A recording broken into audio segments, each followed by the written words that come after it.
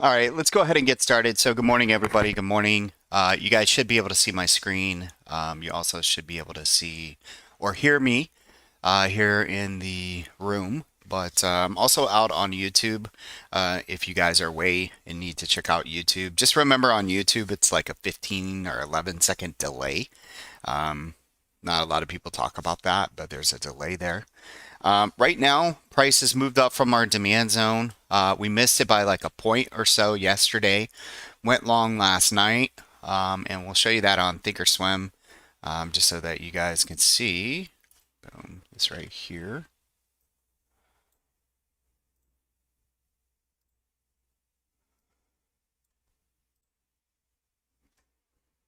And let's work with the weekly. All right, so here's the weekly. All right, we talked about the hot dog. We could see that. Notice that it popped right into my resistance. These are the same levels I gave you over Sunday. And we popped right into resistance and kind of, I wouldn't say fading is the great word for it, but just kind of pulling back a little bit, rejecting. So all is well there on the weekly. And then when we come over here on this daily chart that I also provided over the weekend, you can see we came right into the trendy edge. And we also have pulled back right around the trigger short area. So this note right here, very, very important, only if lower time frame supports the short. We'll go over that here in a second, okay? The next one is going to be the 4-hour, the one that I pushed out this morning and the one that we were following yesterday. So we talked a lot about quarterly demand levels and how the market was in a quarterly demand level. We missed this by like a point yesterday, and so the idea was to go long overnight over the night PMZ, which we can see that here. Let's go ahead and pull this up really quick.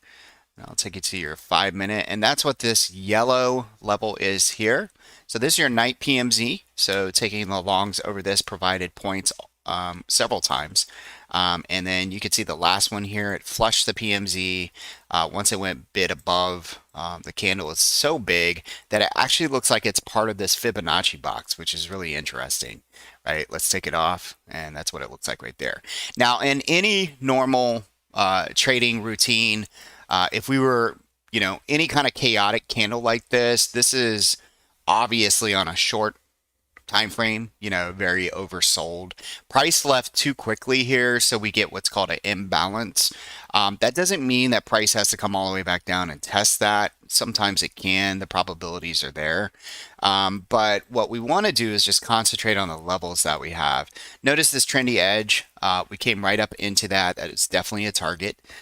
We hit a lot of edges, okay, on different time frames. Our next one is right up here at 3902. So the question is, can we get to 3902 before breaking down? This is where we want to use the PMZ this morning. So we'll have a new fresh PMZ when we open up. But for right now, I want to show you a trick really quick because this can be very difficult to trade, if you will, because a lot of people don't have a strategy around this. And we want to come over here. I'm going to turn off my PMZs just for a second. Okay, and let's go ahead and turn those off. And let's just concentrate on the chaotic candle. All right, so we're going to measure with some Fibonacci's. Boom, come up here to the pivot high. All right, so notice that the 23 and the 38, these are my go-to, okay? If indeed CPI, if this is bullish and they want to back this move, they will go bid between the 23 and 38, okay? So we want to go ahead and identify those numbers here. So we're going to come just right above that. Okay, and then I'm going to move one down here. Okay, and then we want the 618. Now what this is Fibonacci. It has nothing to do with supply and demand right now, okay? So this is just Fibonacci. This 618 here means if they were to break this, this move itself is completely broken, okay? So let's go ahead and put on here that this is the 618 of the chaotic move, okay?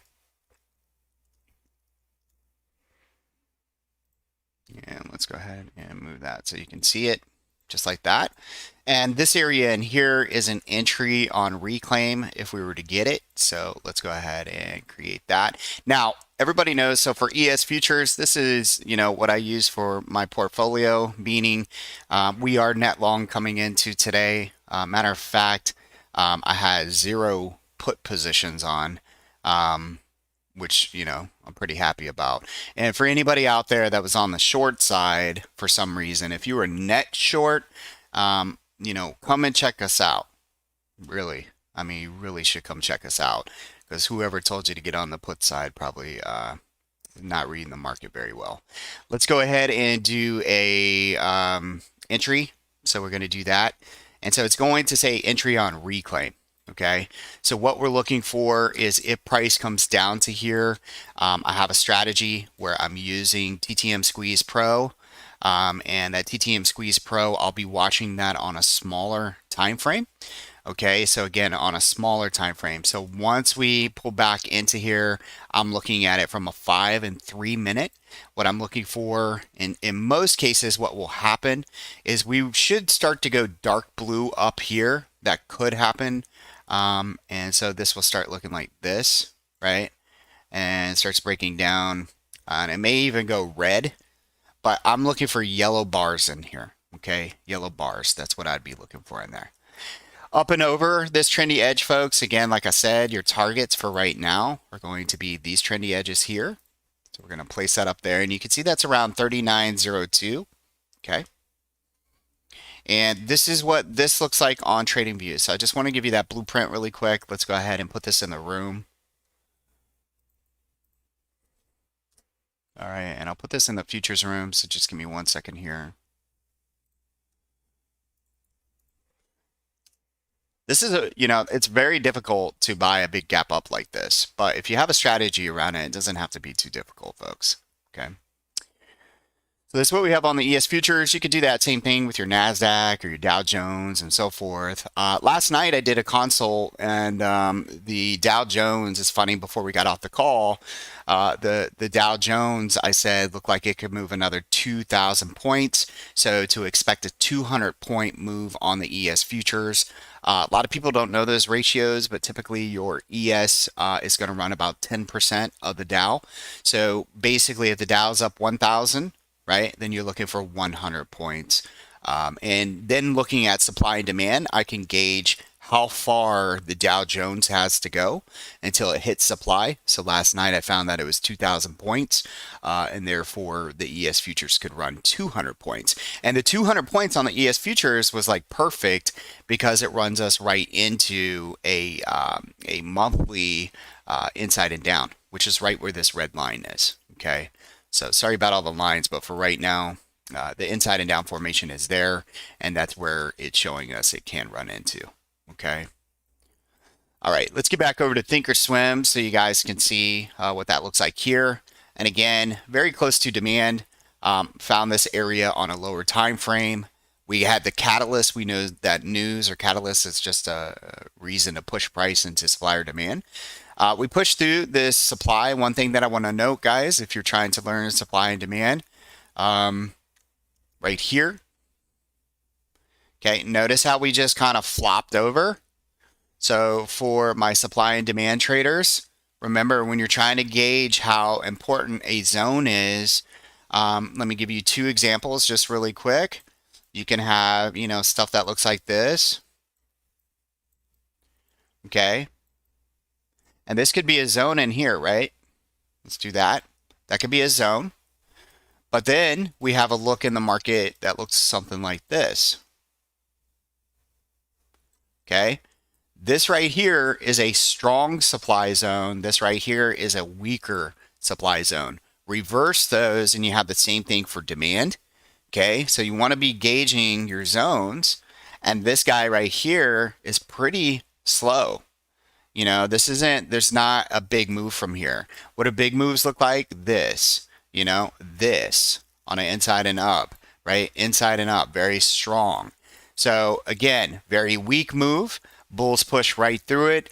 This, folks, is a very strong move. So what this means, okay, is that now we have a demand zone right here, and you need to take note of it because if we come back to there, I'd be looking for a relief bounce, okay? It's not if, it's when. All right, just note that and always take note of that. All right. All right, so that is ES futures in a nutshell. And what we'll be looking for is on the 5 minute, look at your risk today. So what happens is there's too much volatility on the open. So my risk is showing 26 points, folks. That's insane. Absolutely insane. Okay. So, typically this runs anywhere between 1.5 to 5 points. 26, I'm not even trying. Okay. I had my futures trade this morning. I got out early. I'm done. Okay. Now, as far as like anything else, I'm not paying attention to this. If you want to try the zone, the one that I just gave you on the other time frame, then again, we'll be watching and keeping. I probably want to keep no more than 5 point risk today. Okay.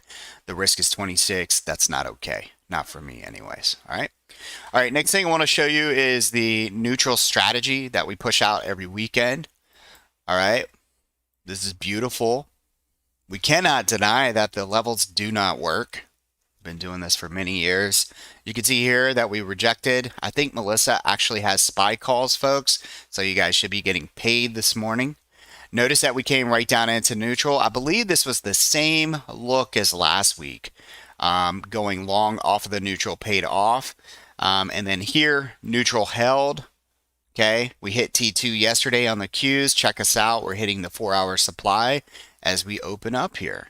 All right, through that supply, as long as the Qs can get over 275.21 and hold it, look for it to push into 278 by possibly 281. Over here on SPY, these are the numbers for today. 384.75 holds. Look for 388.01. And then above that, could see 390. Pretty impressive move so far. Okay. All right, let's go ahead and minimize that as well. And let's talk about a few things. So again, I'm in Amazon. I missed my ads yesterday. That's okay. I'll get over it. But what's really important, I'm going to try to make this short so when Melissa gets on, she has some time to talk, is that I spent a lot of time talking yesterday, right? I usually do, and teaching you guys. And one of the most important things we talked about over and over and over was the quarterly candle, right? So let's go down here into the quarter. Okay, and I'm actually going to erase this drawing set. All right, I want you to understand this is an inside and down formation. This lets you know right away that, right now this quarter is not very bullish. But when I look down into the left, I can see that we actually have demand in here. Now, the idea of this entire zone is that in here we will accumulate, okay? We will accumulate in here. And really, when you go ahead and measure from peak to lows, this is a pretty significant pullback and right into demand. So the idea here is that we can go bid at some point. The timing is the variable, and because we're using a quarterly chart, it could last up to a quarter, meaning we just kind of bounce in here for a quarter. And then once we break out, you get kind of that head and shoulders look if you guys are into shapes, okay? And the real big move only happens if Amazon could push over 113. So even these moves that we're having this morning, we can still play them, which we are, and we can still have fun with them, okay? But I don't want you to forget where we actually are. So for example, on Amazon, we're still in a downtrend and we're still underneath the cloud, which is resistance. Up above, we have resistance at 95.69, 100, and then here around 105. These are all areas until proven otherwise to get short, okay? All areas to get short. I'm trying to play the bounce up into these areas right now, okay? So just please think about that. Now, again, I say that now, if we gap up over some of these levels, I'll coach them every morning and something may change, okay? Other than that, I have Lockheed Martin on. We have Meta on that we started yesterday, so that's going to be a nice win. And then I have Amazon here. So other than that, I'll let Melissa talk now and kind of go through what she's looking at.